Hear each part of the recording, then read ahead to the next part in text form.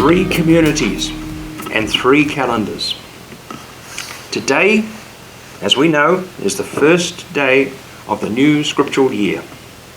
It is Rosh Chodesh Aviv, in accordance with what Moshe said to that second generation of Israel when they stood on the plains of Moab just before Yeshua led them across the Jordan River into Eretz Israel 3,498 years ago. What I want to share with you today is an extension of a devar which I gave back in 2022 at this time.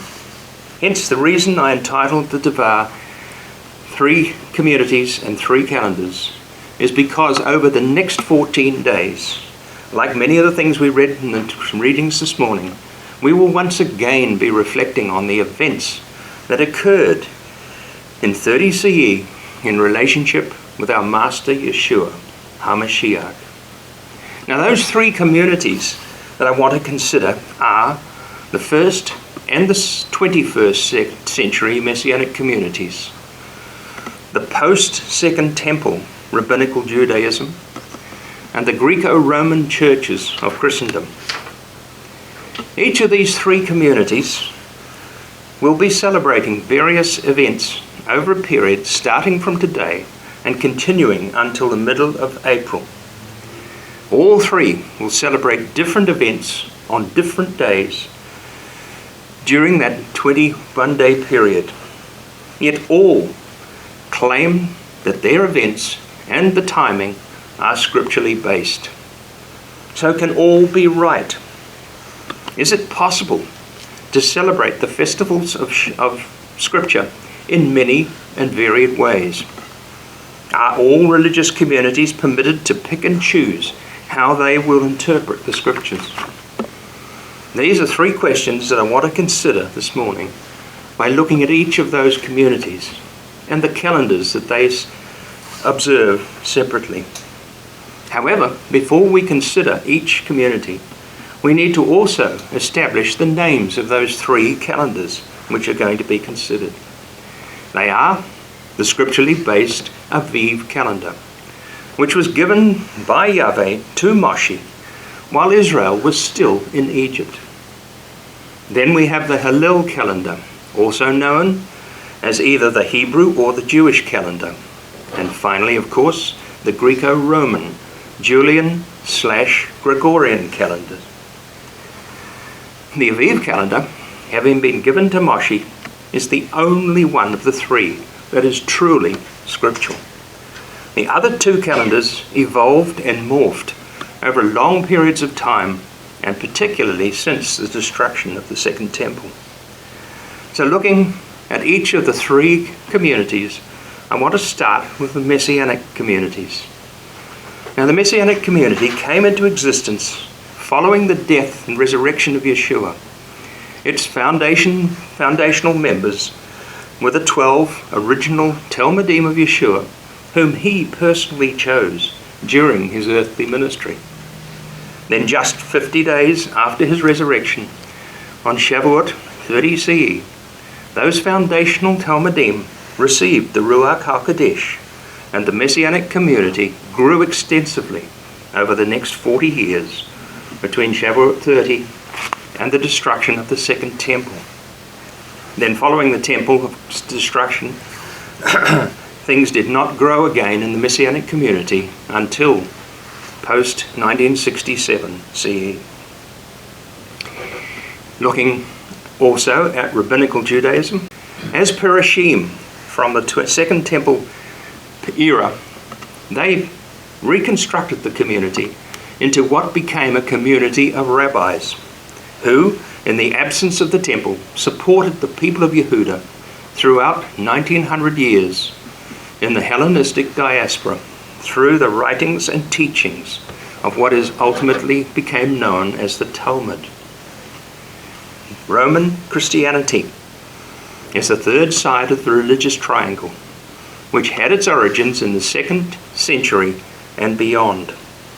Comprised mostly of Gentiles, it replaced the 1st century Messianic community and embarked on a theological path that stood in stark contrast to the Rabbinical Judaism, and they made every effort to remove all traces of Judaic practice and teaching from the Christian community.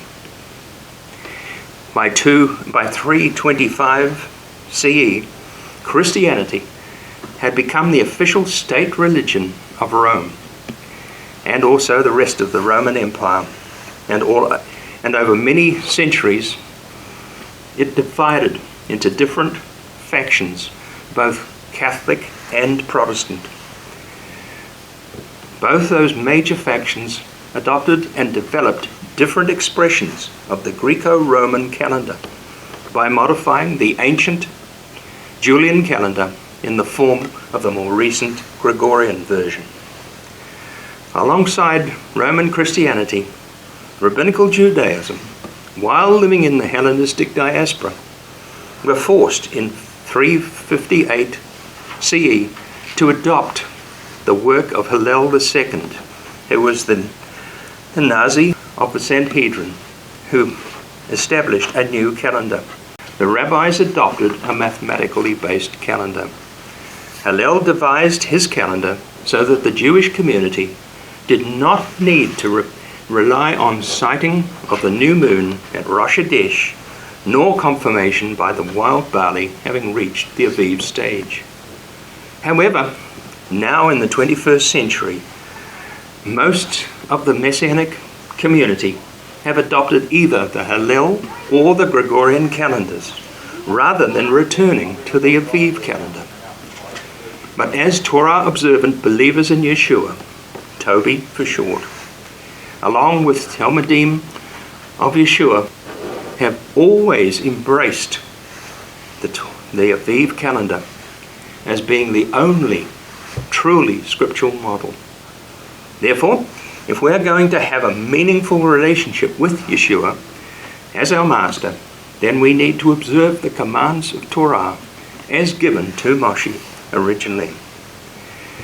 But many people in the 21st century communities believe that the Torah is only for Israel, and Christianity believed that when Yeshua died, the Torah was set aside, and when he arose on the third day, he was the only thing that mattered. But even Yeshua himself said none of the words of Torah nor the prophets have been done away with and will not be done away with until all things are completed. That's why, as we read in Revelation chapter 20, through those words, he meant the Torah will remain until after the great white throne judgment of all mankind. However, like Christianity, many in the 21st century Messianic community have also claimed that only Jewish members need to adhere to the teachings of Torah, while the Gentile members only need to follow the teachings of Yeshua. Are those claims justifiably correct? Does it really matter anymore? Those questions need to be considered carefully, as they directly affect our relationship with Yeshua. Do we want to set ourselves apart for Yahweh, and do we want to obey Yeshua as our Master? As Talmudim of Yeshua, we desire to obey our Master. Therefore, we're willing to adhere to the observance of all 7 Moedim that are set forth in Vayikra, that is Leviticus chapter 23, including keeping the weekly Shabbat and the 7 holy convocations mentioned in that chapter. All 7 Moedim of Yahweh can be observed in a meaningful way if seen through the Aviv calendar. Therefore, the events we will observe over the next 14 days as they relate to Yeshua's last week here on earth are all reflected in the first 4 Moedim of Vayikra chapter 23. We are all obligated to conduct our lives in accordance with the Gregorian calendar. Therefore, the dates in the Gregorian calendar are constantly at variance with what we know to be scripturally true through the Aviv calendar. Why then do we set dates for the celebration based on the Aviv calendar? Why not just accept the Gregorian calendar like most of the Christian world? The answer is because only through the Aviv calendar can we truly recognize Yeshua as the Messiah of Israel and Scripture. As we read earlier in Shemot, Exodus chapter 12, verse 1 and 2, Yahweh spoke to Moshe and Aaron in the land of Egypt and said, "You are to begin your calendar with this month. It will be the first month of the year for you." Yahweh himself never repealed nor changed the calendar at any stage throughout the scriptural narrative. It is just as applicable today in the 21st century as it was when they were in Egypt. Moshe also told us in Deuteronomy, "Keep the festival of matzah for 7 days, as I ordered you, and you are to eat matzah at the time determined in the month of Aviv, for it was in that month that you left Egypt." Now, much more detail can be found in the essays on our website. So in conclusion, as we remain faithful to the Aviv calendar, we see that today, Rosh Chodesh Aviv is the beginning of the 14 days that lead up to Pesach and the death of Yeshua. So next Shabbat, I want to reflect more deeply on what occurred in 30 CE, some of which we read this morning. We will also reflect on the 10th day of Aviv, which was the Shabbat in that year, the day that Yeshua rode into Jerusalem on the donkey. Then, on the 11th through the 13th, we see that Yeshua was challenged by the Perashim, the Torah teachers, over his authority to overturn the tables and do the things that he did. Then on the eve of the 14th of Aviv, as Talmudim of Yeshua, we will together observe his last meal, which was that special occasion for him and his Talmudim, as they was observing what is known as a Seudat Siyum.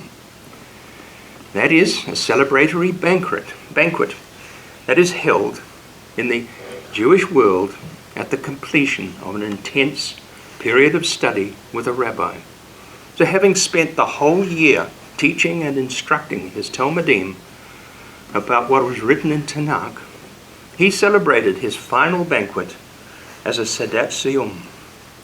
So next Shabbat, we will dig more deeply into these significant events and reflect on where we stand with Yahweh and Yeshua.